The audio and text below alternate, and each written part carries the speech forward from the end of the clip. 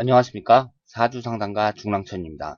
오늘은 첫 번째 시간으로 이 사주 동영상 장명을 하도록 하겠습니다.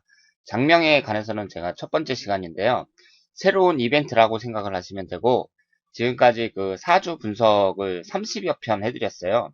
그 사람들의 그 소개 글을 받아서 사주 분석을 해드렸는데, 이 사주 분석이라는 것은 저도 제 나름대로 그 분석하는 그 틀이 있고, 그 틀에서 크게 벗어나지 못하고, 계속 분석을 해드리니까, 이 사람들의 관심이 좀 식상했다고나 할까? 그 관심이 좀 떨어지고, 그래서 제가 그 다른 이벤트를 마련해야겠다, 그런 생각을 했는데요. 이번에 제가 생각해낸 게 바로 장명이라는 것입니다. 장명이라는 것은 사람의 이름을 지어준다는 것인데요. 그 사람의 이름이라는 것은 그 평생 동안 그 사람을 대신해서 불리는 것이기 때문에 이것처럼 중요한 것이 없다. 이렇게 생각을 하고요. 제가 그 첫 시간이기 때문에 일단 장명에 대한 개론이라고 할 수 있는 그 장명의 중요성에 대해서 말씀을 드리고, 그리고 현재 우리나라에서 행해지고 있는 이 장명이라는 것은 그 수리성명학이 대부분입니다. 이 이름을 짓는 것에 있어서 이 이름 짓는 분들이 약 80%에서 한 85%, 거의 대부분이 이 수리성명학 이론으로 이 이름을 짓고 있는데, 이 수리성명학 자체가 상당한 모순을 갖고 있습니다. 그래서 이 수리성명학의 모순에 대해서 말씀을 드리고요. 그리고 저는 이 곡핵장명법이라는 방법으로 이 이름을 짓고 있는데, 이 곡핵장명법의 우수성에 대해서 말씀을 드리도록 하겠습니다.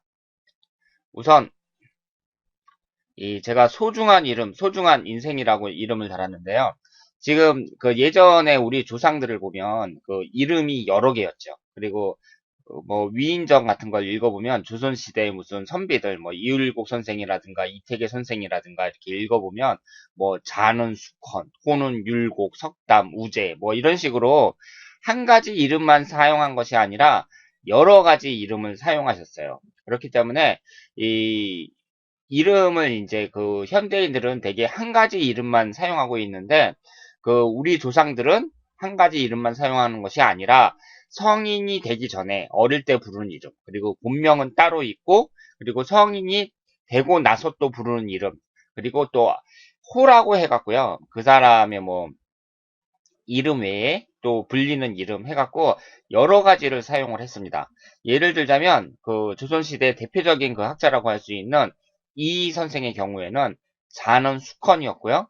그리고 호는 율곡, 석담, 우제 이렇게 세 가지나 갖고 있었습니다. 우리가 흔히 그 이율곡 선생이라고 하는데요. 그 이율곡 선생에서 이 율곡이라는 것은 그 호에 해당이 되고, 이 선생 이분의 그 이름은 이라고 할 수 있겠죠. 그러니까 현재인의 그 성함의 이름, 현대인의 관점에서 봤을 때 이분의 성함은 이입니다. 이이고 호는 또 여러 개가 있고요. 그리고 태계 이양 선생을 보면 또 자는 경호고 호가 태계, 태도, 도수 이렇게 여러 가지를 갖고 계셨습니다. 그래서 제가 말씀을 드리고 싶은 것은요. 현대인들도 이렇게 복잡한 세상을 살면서 한 가지 이름만 사용하는 것보다는 한 개의 이름을 더 갖고 있는 것도 괜찮다고 생각을 해요. 그러니까 꼭 개명을 하라는 말씀이 아니고요. 호적에 있는 이름을 지우고 개명을 하라는 말씀이 아니고, 자신이 오랫동안 사용했던 이름인데, 그 부모님이 지어주신 이름인데, 그걸 폐기 처분하는 것보다는 이름은 이름대로 사용을 하더라도 또 새로운 이름을 만들어서 같이 사용하는 것. 예를 들어서 뭐 미용실을 하신다면은 그 미용실의 그 이름만 따로 사용을 한다든가, 아니면은 그분이 무슨 뭐 학원 강사라든가 기타 여러 가지 영업 활동을 하시는 분이라면 직접 그 자신이 하고 있는 그 일에서만 사용하는 이름, 그리고 본명은 따로 갖고 있고 뭐 이런 식으로 사용하는 것도 참 괜찮다고 생각을 해요. 그리고 요즘 같은 시대에 인터넷이 많이 발달했기 때문에 인터넷상에서 뭐 아이디라든가 뭐 기타 여러 가지를 많이 사용하는데, 뭐 이상한 이름을 만드는 것보다는 자신이 한 가지 갖고 있는 다른 이름을 사용해도 괜찮다고 생각을 합니다.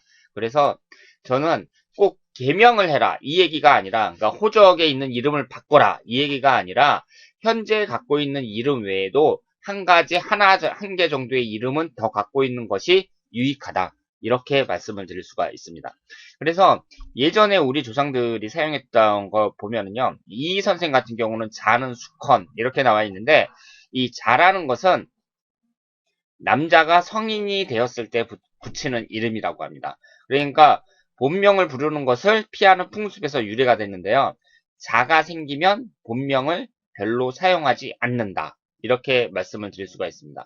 그러니까 이 본명이라는 것은, 이 성인 남자의 이 본명이라는 것은 함부로 부를 수 있는 게 아니었어요. 그렇기 때문에 본명은 따로 놔두고 또 함부로 불러도 되는 이름은 또 따로 짓고 이런 식으로 했다는 거죠. 그리고 또 호라는 것이 있었는데, 본명이나 자 외에 편하게 부를 수 있도록 짓는 이름, 이것이 바로 호입니다. 그래서 문인, 학자, 화가 등이 즐겨 쓰고요. 옛날에는 성인 남자의 이름을 임금, 스승, 부모 외에는 부를 수 없을 만큼 존귀하게 여겼으므로 호의 사용이 보편적이었다. 이렇게 말씀을 드릴 수가 있습니다. 그리고 지금도 있잖아요. 옛날 사람뿐만 아니라 지금도 이 호를 갖고 있는 사람들은 많습니다. 특히 사회적으로 어느 정도 명망이 있는 분들, 이런 분들은 거의 다 호를 갖고 있어요. 예를 들어서 호암 아트홀 있잖아요. 호암 아트홀. 근데 그 호암이라는 것이 삼성그룹 그 창업주인 이병철 회장님의 호라는 것은 아마 알고 계실 것 같고, 그리고 아산병원 있잖아요. 이 저기 잠실에 아산병원이 있는데, 이 아산병원도 그 현대그룹 창업주인 정주영 회장님의 호입니다. 그리고 그 무슨 문인이라든가 그 유명한 사람들, 하여튼 이런 사람들은 자신의 다 아호를 한두 개 정도는 다 갖고 있어요. 그러니까 쉽게 말씀을 드리면 그 멋쟁이들, 지금 우리 사회를 살고 있는 이 멋쟁이들은 자신의 이름 외에 호를 갖고 있다는 거죠.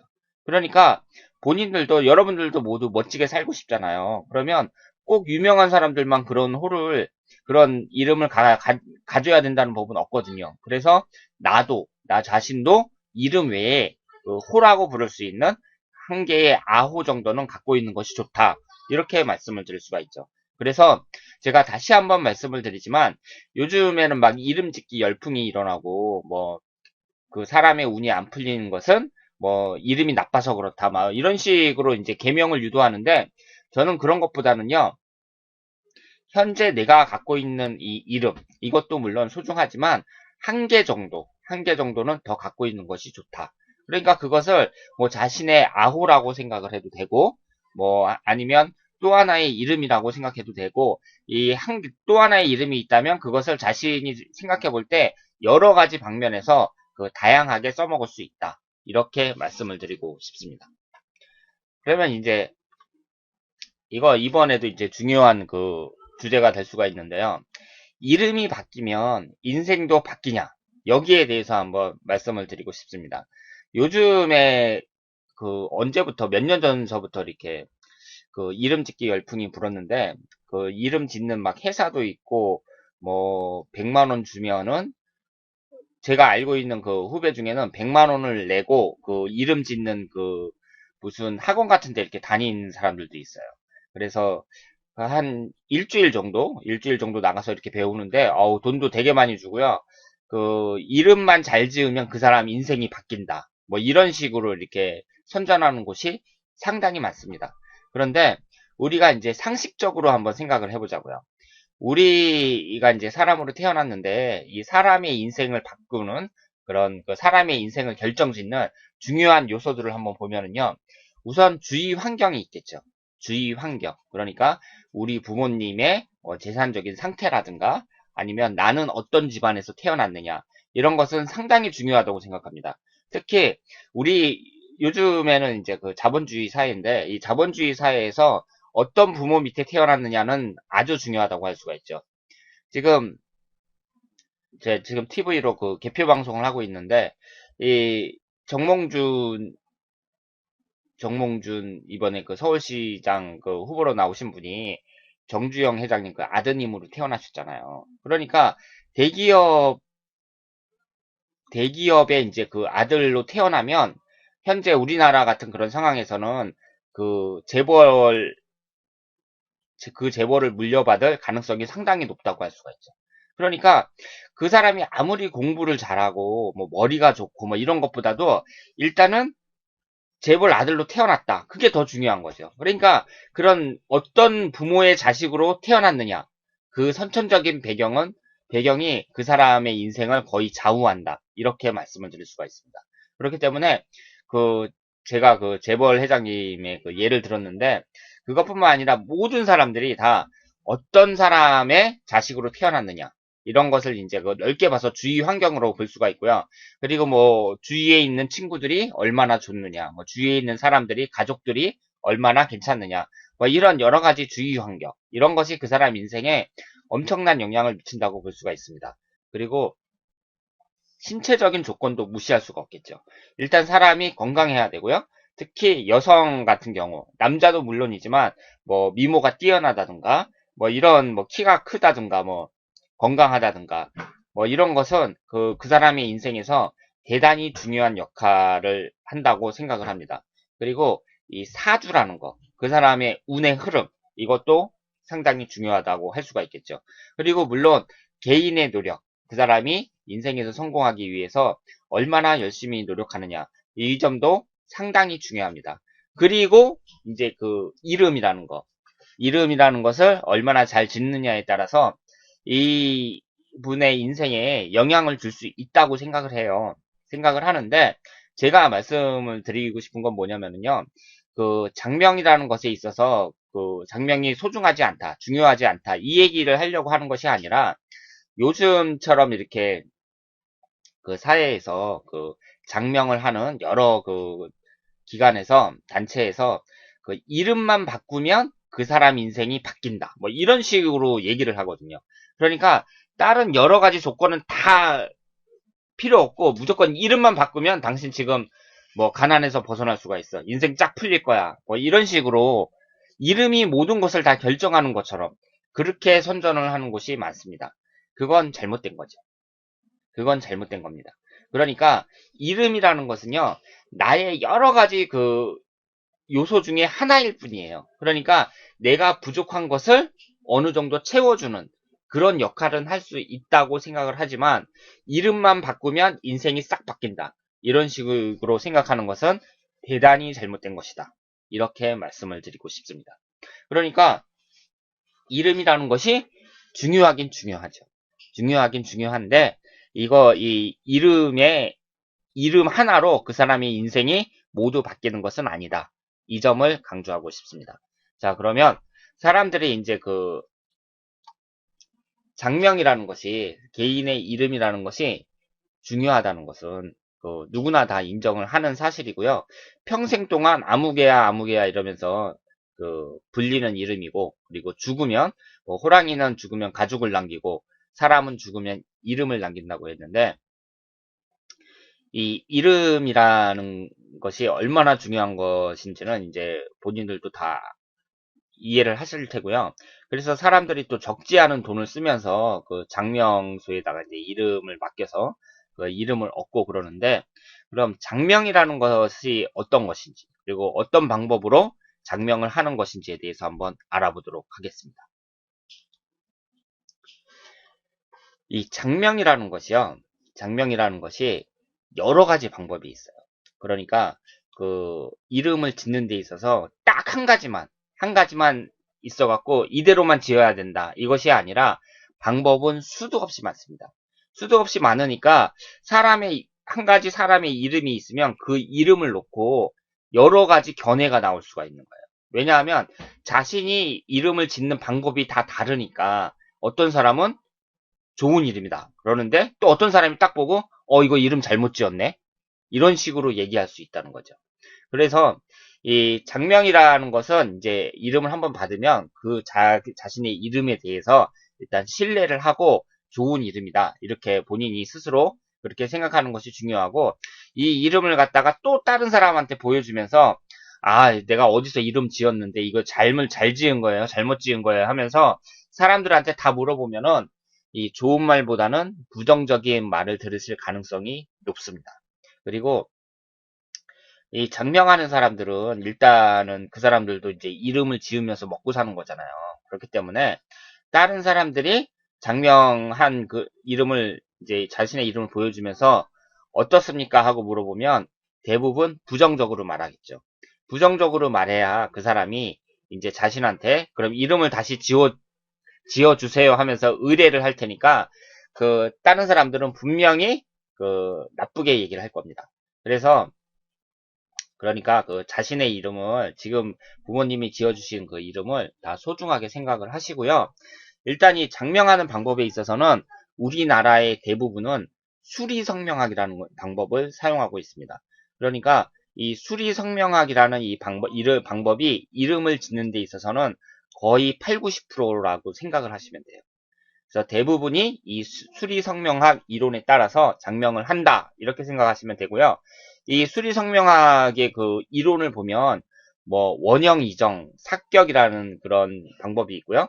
그러니까 원형이정이라는 것은 그 주역에 나오는 말인데요. 이 원형이정 삭격은 뭐냐면은 이름 세 글자가 있잖아요. 예를 들어서 홍길동이다. 그러면은 이 길하고 동하고 획수를 이제 합치고요. 그 다음에 성하고 끝에 있는 이름하고도 획수를 합치고 뭐 이런 식으로 해갖고 이 네 가지로 해서 그 이제 숫자대로 그 괴가 나오는 거죠. 괴상이. 그러면 이 숫자가 나왔을 때는 좋다, 나쁘다 이런 식으로 이제 판단을 하는 겁니다. 그러니까 이 장명을 할 때에는 이 장명을 하는 그 이름의 획수가 몇 획이냐 이것이 상당히 중요하다고 말씀을 드릴 수가 있죠. 그리고 발음오행이라는 게 있어요. 발음오행은 뭐냐면 뭐 목기우는 기역에 해당하고 뭐 토기우는 이응에 해당하고 뭐 이런 식으로 해갖고 발음에도 이제 오카토금수에 따른 오행이 있다. 그래서 이 오행이 이름 홍길동이 이제 이름이 세 글자가 있잖아요. 그러면 성은 목인데 그 다음에 이제 첫 번째 나오는 이름이 가운데 들어가는 이름이 화다. 그리고 끝에 있는 이름이 토다. 그러면 목화토 이렇게 진행이 되면 목생화, 화생토 뭐 이런 식으로 넘어가니까 이름이 좋다. 만약에 이게 목화토로 넘어가는 게 아니라 목화수로 넘어간다. 그러면 안 좋다. 뭐 이런 식으로 해갖고 이 발음 오행을 이제 만들기도 하고요. 그리고 이 자원 오행이라는 것은 또 뭐냐면 발음으로 따지는 것이 아니라 이 한자마다 오행이 있어요. 그러니까 뭐 나들자는 화기운에 해당이 되고 그리고 뭐 세금자는 금기운에 해당이 되고 뭐 이런 식으로 해갖고 또 이름을 목화 토금수로 나누는 거죠. 그래서 목 다음에는 화가 나와야 되고 화 다음에는 토가 나와야 되고 뭐 이런 식으로 따지는 것을 자원오행이라고 합니다. 그런데 대부분의 사람들이 그 지금 현재 장명할 때 이론으로 따지고 있는 이 수리성명학은요 모순이 한두 가지가 아니에요. 그러니까 그 얘기는 뭐냐면 지금 수많은 사람들이 장명을 하고 있잖아요. 비싼 돈을 내고 이제 그 장명을 해서 자신의 이름을 받는데 그 이름을 받는 그 자체가 있잖아요. 그렇게 그 만들어진 그 이름 자체가 모순이 한두 가지가 아니라니까요. 그러니까 좀 심하게 말하면 좀 엉터리라고 할 수가 있습니다. 그래서 제가 이렇게 말하면 이게 상당히 위험한 말인데 그럼 지금도 수많은 사람들이 이렇게 장명소에서 장명을 하고 그러는데 그럼 그 사람들한테 돈을 내고 장명을 할 필요가 없는 것이냐 뭐 이렇게 이제 물어보실 수도 있는데 저는 꼭 그렇다기보다는 일단은 그 사람들이 사용하고 있는 이 수리성명학 자체가 모순이 너무 많다. 이 점을 말씀을 드리고 싶어요. 그래서 제가 그러다 보니까 이제 그 사람들이 그 자신이 갖고 있는 이름을 이제 갖다가 이제 다른 사람들한테 보여주고 장명하는 사람한테 보여주면 하나같이 다 나쁘니까 새로 만들어야 된다. 다 이런 말이나 하고 있고 그리고 3년 전에 이 사람한테 이제 그 이름을 지었거든요. 근데 3년 전에 자기가 지어준 이름을 갖다가 이제 딱 보여주면 또 엉터리라고 다시 지으라고 막 이런 사람들도 있습니다. 그러니까 이 장명하는 사람들 중에는 그 엉터리도 상당히 많다. 이렇게 말씀을 드릴 수가 있는데 일단은 저는 그 수리성명학 자체가 이 모순이 너무 많다. 이 점을 말씀을 드릴 수밖에 없어요. 그러니까 이 지금 대부분 사람들이 하고 있는 이 장명의 원칙이 수리성명학인데 이것이 모순이 상당히 많다는 점을 말씀을 드릴 수밖에 없습니다. 그러면 어떤 점에 있어서 이 모순이 많은지 한번 몇 가지만 예를 들어보도록 하겠습니다. 첫 번째로요. 오행과 수리의 계산 방법이 통일이 안 돼 있어요. 그러니까 보는 사람마다 견해가 다릅니다. 예를 들어서 삼수변 같은 경우. 삼수변 같은 경우 이것은 물 숫자를 나타내잖아요. 삼수변이라는 게. 근데 물 숫자는 사액이거든요. 물 숫자는 사액인데 이 삼수변은 점 3개가 찍힌 거잖아요. 그러니까 이 삼수변을 3액으로 볼 것이냐 아니면 4액으로 볼 것이냐 여기에 따라서 견해가 달라집니다. 그래서 장명하는 사람들한테 가보면은요. 어떤 사람은 삼수변을 3액으로 봐요. 그런데 어떤 사람은 4액으로 봅니다. 그러면은 이것은 그 보통 엉터리라고 말을 할 수가 완전히 엉터리라고 말씀을 드릴 수가 있는 거죠. 왜냐하면은 제가 그 말씀을 드렸잖아요. 한자라는 건 획수가 중요해 갖고 이 원형 이정 사격이라 그래서 이 몇 획이 나와 있느냐에 따라서 그 내용이 달라요. 그러니까 사람이 그 한자를 보고요. 이 한자가 8핵이냐 9핵이냐 거기에 따라서 해석 내용이 완전히 다르다니까요. 그래서 어떤 그 예를 들어서 8핵이 막 좋은 내용이에요. 그런데 만약에 1핵이 더해져가지고 9핵이다. 그러면 뭐 단명을 한다느니 뭐 가난하게 산다느니 막 이런 식으로 또 완전히 부정적인 내용이 나오거든요. 그렇기 때문에 이 한자의 획수가 대단히 중요하다고 말씀을 드릴 수가 있는데 이 삼수변 같은 경우만 보더라도요. 어떤 사람은 3액으로 보고 어떤 사람은 이게 물숫자니까 4액이다 이렇게 주장을 한다는 거죠. 그러니까 이런 것 자체도 통일이 돼 있지 않아요. 그러니까 모순이다, 엉터리다 이런 식으로 말씀을 드릴 수밖에 없죠. 그리고 제가 예를 삼수변 하나만 들었는데 그 외에도 수도 없이 많습니다. 뭐 꽃뿌리 영자라든가 우리가 그 붓으로 쓰는 것 중에는 이 약자가 많잖아요. 그런데 그런 것 대부분이 그 통일이 되어 있지 않다. 그러니까 어떤 사람한테 가면 어우 좋은 이름이네 이러고 어떤 사람한테 가면은 아이고 이 이름 잘못 지었네 이런 소리를 한다는 거죠. 그리고 두 번째로 이 김씨 같은 경우를 한번 예를 들게요.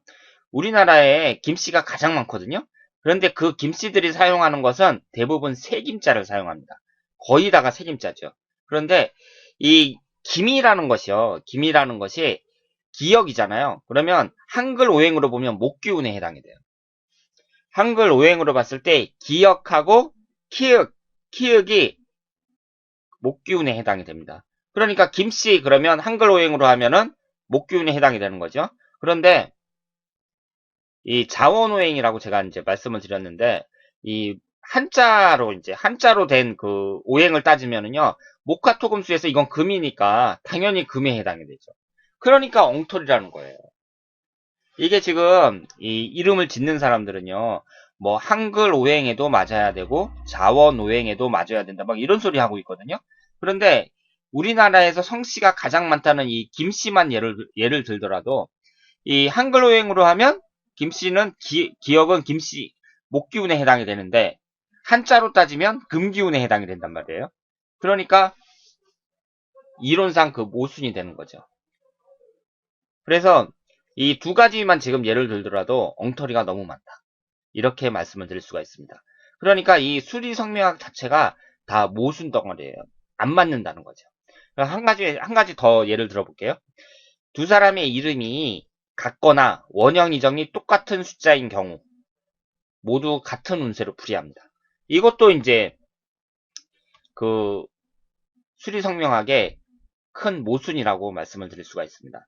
그러면 이 원형 이정 사격이라는 것이 어떤 건지 한번 예를 들어보도록 하겠습니다. 예를 들어서 지금 홍길동이라는 이름이 있단 말이에요. 홍길동이라는 이름이 있으면 이 원형 이정 사격이라는 건 뭐냐면요. 이 원격이라는 것은 앞에 있는 이름하고 마지막에 있는 이름하고 획수를 더해요. 그러면 이게 18획이 나오거든요. 이걸 원격이라고 합니다. 그리고 이 형격이라는 것은요. 성하고 앞에 있는 이름하고 합한 획수예요. 이게 16획이 나오거든요. 그러면 이격이라는 것도 뭐냐면 앞에 있는 이 성하고 끝에 있는 이름하고 합친 획수 이것이 이격에 해당합니다. 이 홍하고 동을 합친 거죠. 이게 22핵에 해당이 돼요. 그리고 정격이라는 건 뭐냐면 이 핵수를 모두 합친 것. 그러니까 이름 세 글자의 핵수를 모두 합친 것. 이것을 정격이라고 합니다. 그러면 이름을 이제 따질 때요. 이 원형, 이정, 사격이라는 게 뭐냐면 지금 이 원격이 18핵이 나오고 이격이 22핵 나왔잖아요. 형격이 16핵 나오고 정격이 28핵이 나왔어요. 그러면 이 핵수에 따른 내용이 있습니다. 이 핵수에 따른 내용이 있어요. 예를 들어서 16핵이다 그러면 덕망격, 부기격, 그래서 두뇌가 총명하여 큰 일을 도모하여 성공시키고 어쩌고 저쩌고 하면서 쭉 나와요. 그리고 18핵에 대한 내용도 있어요. 그럼 18핵은 융창운, 그래서 지혜롭고 의지가 강하며 활동적이다. 뭐 이런 식으로 얘기가 나옵니다. 그러면 이 좋은 이름이 되려면은요, 이 원형, 이정, 이 사격이 내용이 다 좋아야 된다는 거예요. 그러니까 이 18할 이름을 딱 지었는데 이 원격에 대한 이 핵수에 대한 그 내용이 안 좋다. 그러면 이 이름은 안 좋다는 거죠. 그러니까 이 핵수대로 다 좋은 이름이 나와야 된다는 거예요. 그래서 그러면은 이 핵수라는 게 상당히 중요하다는 건데 앞에서 제가 설명해 드린 것처럼 삼수변이 3핵이라고 주장하는 사람이 있고 4핵이라고 주장하는 사람이 있는데 그럼 핵수가 바뀔 게 아니에요. 그럼 핵수가 바뀌면 내용이 완전히 달라진다니까요. 좋은 내용도 있지만 그 정반대로 나쁜 내용으로 싹 변하는 경우도 있어요. 그러니까 이렇게 핵수 자체도 아직까지 정확하게 정해지지 않았는데 이 이론이 어떻게 올바른 이론이 될 수 있겠느냐, 이 점을 말씀드리고 싶습니다. 그리고 이 원형 이정 사격이라는 건요, 또 문제가 뭐냐면은 그러면 나이가 달라요. 나이가 달라도 이름만 같으면 같은 운세가 나온다는 뜻이 됩니다. 그러니까 지금 이 핵수대로 그 내용이 있다고 제가 말씀을 드렸잖아요. 그러면 사람이 사주도 다르고 다 달라요. 다 다른데 이름이 같단 말이에요. 그러면 그 사람의 그 운세는 똑같다는 얘기예요. 말이 안 되죠. 말이 안 되죠. 어떻게 이름만 같다 그래갖고 그 사람의 그 운세가 똑같을 수가 있습니까? 그리고 또 다른 모순은 뭐냐면요. 그러면 이름이 다르다고 하더라도 이 핵수는 똑같을 수가 있잖아요. 원형, 이정이, 사격이 다 그 핵수가 같은 한자는 많으니까 이 핵수 이름이 달라도 핵수는 똑같을 수가 있거든요. 그러면 이름은 달라도 원형, 이정이, 사격이 다 똑같다. 그러면 또 운세가 같아진다는 거예요. 그것도 말이 안 되죠. 그래서 제가 지금 이 몇 가지 예를 들었는데 이 수리성명학이라는 것은 그 모순이 상당히 많다. 이렇게 말씀을 드릴 수가 있고요. 그리고 또 한 가지 결정적인 그 모순이라면 그럼 사람들이 이렇게 수리성명학에 따라서 이름을 지었으면 지금 이제 그 사회적으로 봤을 때 뭐 성공한 사람들도 있고 실패한 사람들도 있고 여러 사람들이 있잖아요. 그러면 그 사람들 이름을 맞춰보면 되잖아요. 이 수리성명학 이론에 맞춰가지고 제대로 맞느냐 그걸 확인해 보면 되는데 안 맞습니다. 하나도 안 맞아요. 그러니까 뭐 사회적으로 뭐 성공한 사람들, 뭐 재벌이라든가 뭐 사업적으로 성공한 사람이라든가 뭐 여러 유명인들, 뭐 정치인들, 뭐 이런 사람들을 수리성명학 이론으로 맞춰보면 물론 맞는 사람도 있지만 안 맞는 사람들도 엄청나게 많습니다. 그러니까 이론 자체가 신빙성이 없는 거죠. 하나도 안 맞아요. 그래서 이름을 지을 때 지금 대부분의 사람들이 사용하고 있는 이 수리성명학이라는 것은 상당한 문제를 안고 있다. 이렇게 말씀을 드릴 수가 있습니다. 그리고 이 수리성명학도요. 그 수리성명학이 있으면 그 안으로 쫙 들어가 보면 또 여러 가지 학파가 또 나눠지거든요. 그리고 어떤 사람들은 이 발음 오행을 좀 중시하는 사람이 있고, 어떤 사람은 자원 오행을 중시하는 사람들이 있고, 어떤 사람은 뭐 음양 오행을 중시하는 사람들이 있고, 여러 가지가 이제 그 천차만별이라 자기가 자기 주관에 따라서 그 이름을 짓는 그 원리가 다른 거예요. 그렇기 때문에 똑같은 이름이라도 어떤 사람은 좋다 그러고, 어떤 사람은 나쁘다 그럽니다. 그러니까 한마디로 말해서 이 장명 업계가 그 뚜렷한 이론이 없다. 이론이 없고 그 모순 덩어리다. 그 이론 자체가 모순 덩어리다. 이렇게 말씀을 드릴 수가 있습니다. 이래서 사정이 이렇다 보니까 이제 어떤 사람들은 뭐라고 얘기를 하냐면 그냥 부르기 좋고 뭐 뜻이 좋으면 좋은 이름 아니겠느냐. 뭐 부모님이 지어주신 이름이니까 뭐 소중히 생각하면 된다. 뭐 이런 식으로 이제 얘기를 하는 사람들이 또 많이 생기고 있어요. 그러니까 이 수리성명학이라는 것은 모순이 상당히 많고 지금 장명 업계가 뭐 뚜렷하게 바로 이것이 최고다 뭐 이런 식으로 내세울 만한 그런 이론도 없고 그냥 뭐라고 할까요? 그냥 서로 그냥 자기가 최고다 뭐 이런 식으로 흘러가고 있는데 어쨌든 우리나라에서 대부분의 사람들이 사용하고 있는 이 수리성명학은 옳은 방법이 아니다. 모순 덩어리다. 이렇게 말씀을 드릴 수가 있습니다. 그러면 어떤 식으로 이름을 정하는 것이 좋으냐 거기에 대해서 제가 갖고 있는 방법을 한번 소개를 드리겠습니다. 이 곡핵장명법이라는 것이 있는데요.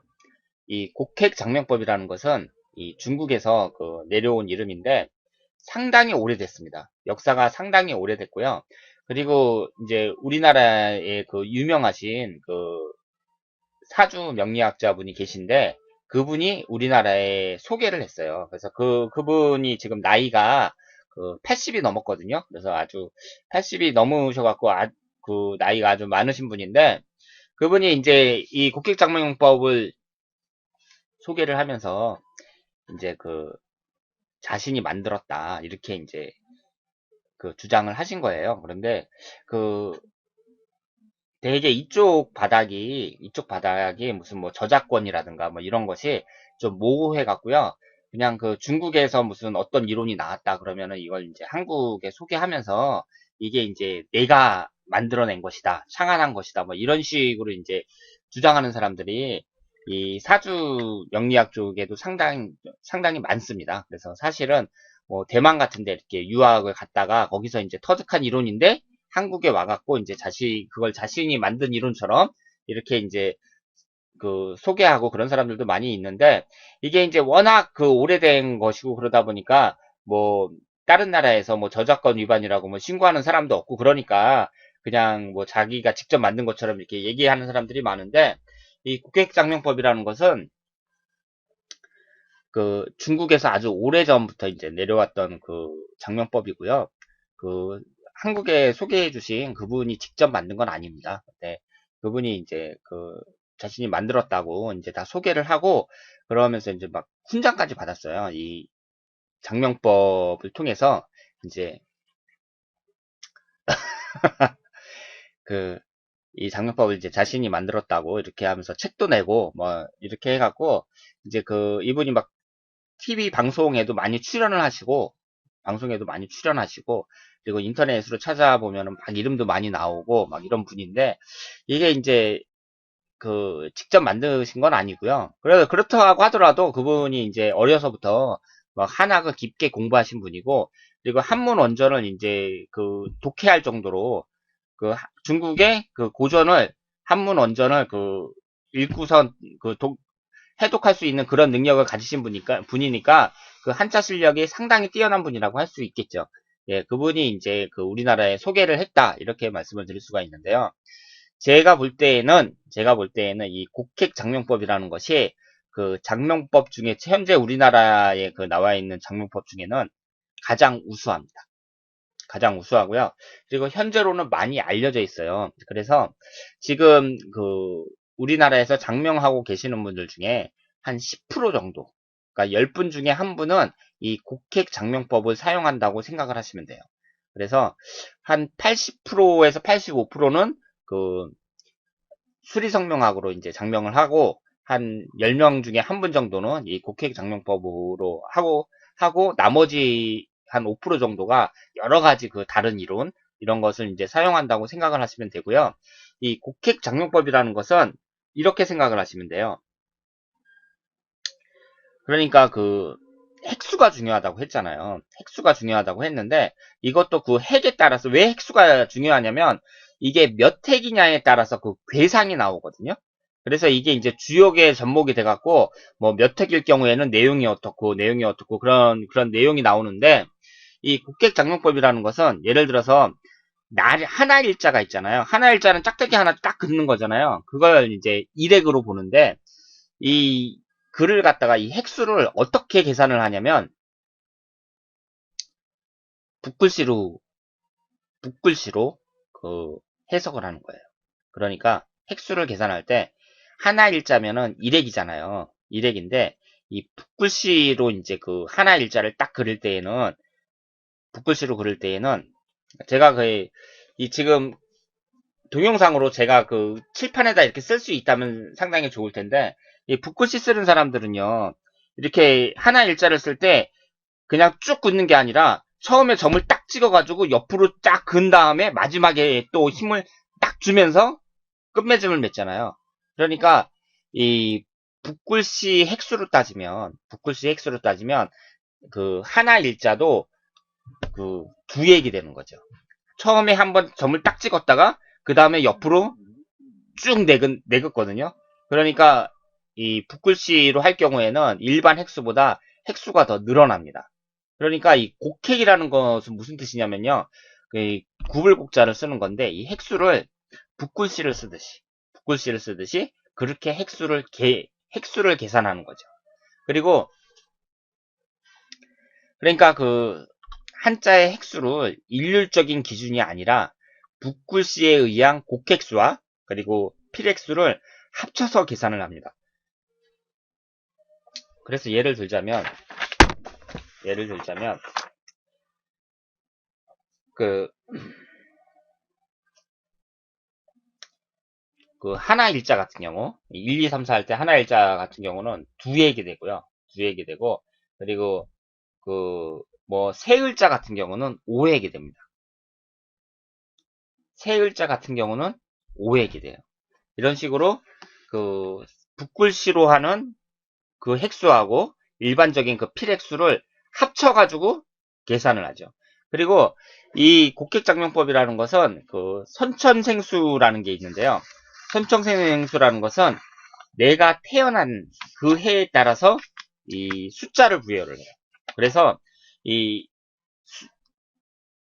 수리성명학처럼 뭐 사격에 따라서 획수가 같으면 이름만 같으면 무조건 운명이 똑같은 것이 아니라 이 선천생수라는 것이 들어가기 때문에 내가 태어난 해가 다르면 이름이 같아도 해석이 다르게 나옵니다.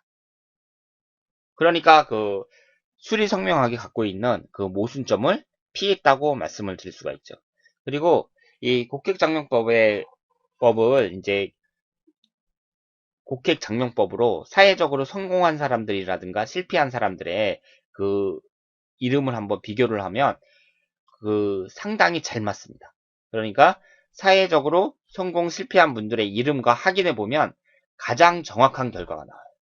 수리성명학 같은 경우는요. 제가 그 성공한 사람들이나 실패한 사람들의 이름을 맞춰보면 하나도 안 맞는다고 했잖아요. 그런데 곡획장명법은 상당히 잘 맞습니다. 상당히 잘 맞아요. 그래서 이 곡획장명법이 수리성명학의 모순을 극복한 선진적인 성명학이다. 이렇게 말씀을 드릴 수가 있고요. 그러면 이름을 지을 때 어떻게 짓느냐? 이 곡획장명법을 기본으로 하되 수리성명학의 이론을 완전히 무시하는 것이 아니라 어느 정도 뭐 자원오행이라든가 발음오행이라든가 뭐 이런 것은 어느 정도 수용을 한다. 참작을 한다. 이렇게 생각을 하시면 되겠습니다.